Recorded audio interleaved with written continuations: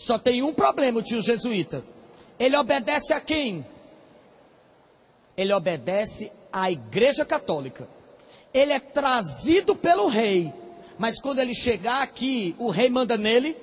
Não. E acho bom o rei não bater de frente com o tio jesuíta, não, jovem. Que o tio jesuíta tem as costas largas. Como o tio jesuíta é best friend, vive no WhatsApp do Papa. Se por acaso o rei fizer alguma coisa com o jesuíta, se o governador geral fizer alguma coisa com o jesuíta, o tio jesuíta cabueta geral. A sorte do rei é que o WhatsApp naquela época era carta. Aí você tinha que mandar uma carta para o navio que saísse daqui para a Europa. Esse navio passava uns 3 meses aqui acumulando açúcar para ir de uma vez. Então, no mínimo, 3 meses esperando para mandar a carta. Aí a viagem era assim, o açúcar saía, ia lá para a África, fazia o comércio de escravo da África, ele passava pelas Índias, das Índias ele ia para a Europa. Quando ele chegava na Europa, essa carta já passou mais uns 3 meses. Então, a novidade aqui era de 6 em 6 meses. De ano em ano tinha uma novidade, tá? Lógico que nós somos uma sociedade um pouquinho mais ansiosa. Se a gente passar um ano esperando por uma novidade, para a gente não é mais novidade, né? Nós somos uma sociedade impaciente por causa dessa alta tecnologia. Eu acho que ninguém aguenta mais ficar esperando no telefone 10 minutos. E alguns anos atrás, meu jovem, como não tinha celular, quando você precisava falar com a pessoa, você precisava falar com a pessoa. Então, se a pessoa disser, cara, ele está vindo ali, espera um pouquinho, você espera? Espera. Hoje você espera? Não. Tá? Se uma empresa botar aquela musiquinha,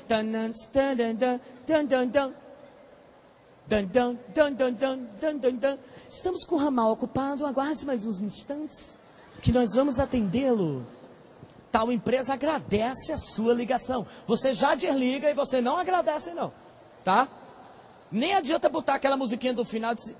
A gente queria só que você desse uma nota avaliando o nosso atendimento. A sorte é que o atendimento eletrônico, porque a nota nem sempre, se fosse uma pessoa, ia ser legal dela ouvir. Tá certo? Não sei nem se a pessoa ia dar nota, a pessoa ia dar outros conselhos para a jova. Tá?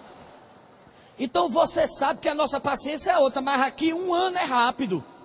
Então o jesuíta lhe entrega, meu colega. E quem é que vem lhe buscar? O tribunal da Inquisição. Ele vinha e lhe levava para Portugal para ser julgado lá. E se o jesuíta dissesse, esse menino é bruxo, essa menina é bruxa, qual é o problema? É que no tribunal da Inquisição, antes do interrogatório, tinha uma prática de tortura. Então na tortura você era bruxo? Como é que não é? Você começa dizendo, você é bruxo. Eu disse, não, não sou não. Pega a corda. Pá! Aí amarra o braço do cara até só sair do lugar. Você é bruxo? Não. Ah, vai no outro braço. Daqui a pouco você é bruxo. Meu jovem, daqui a pouco você diz até pro cara, rapaz, não bota nem vassoura aqui que eu saio voando. Nós temos relato de gente que admitiu que era um gato preto, jovem. Teve gente que admitiu que era um gato preto e que coisava de virilha com demônio. Porque disseram que ele tinha um pacto de coisa de virilha, de pelvis com demônio. Eles, eu não tenho nada a ver com isso. Tome chiba no cara. No final ele já estava miando. Fui eu.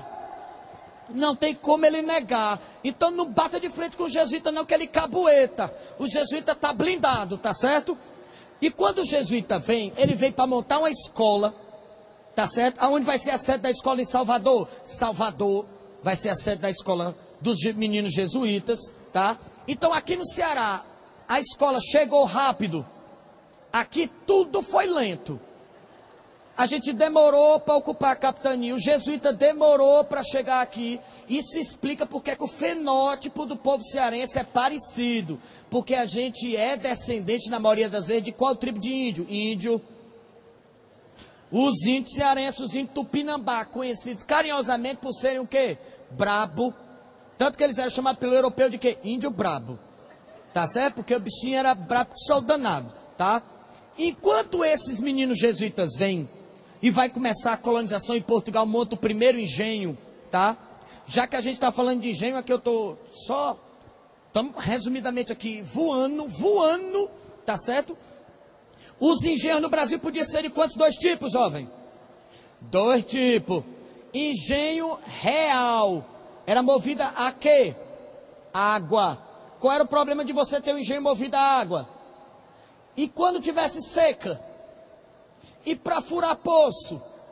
Então, nem sempre a gente vai ter um rio ou água disponível para fazer o moinho do engenho funcionar. Então, qual era o melhor engenho? Trapiche. Trapiche era um engenho movido a, na teoria, tração animal. Era para ser o boi, né? Lembrando que o boi também foi trazido pelo europeu, tá? Num esquema de comércio. Só que quando chegou aqui, nem sempre tinha gente que tinha dinheiro para trazer o gado. Então, quem acabou movendo o moinho?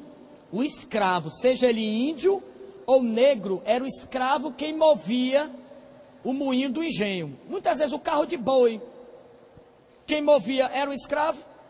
Então não era carro de boi, era carro de boi, que era o escravo que estava levando. O boi nem levava o carro, porque não tinha esse gado para fazer esse papel, tá? Então você vai ter dois tipos de engenho, tá? O açúcar vai começar a se desenvolver.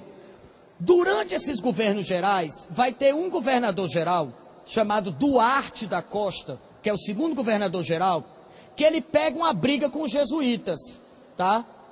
E como eu disse para vocês, os jesuítas, eles são incorruptíveis e irredutíveis. Se ele disser que é assim, tá? Então, os jesuítas acabaram brigando com Duarte da Costa e ele colocou os jesuítas para fora. Os jesuítas vão voltar para Portugal para pegar a força com o rei e vir de novo. Nesse intervalo, o Rio de Janeiro acabou ocupado por quem?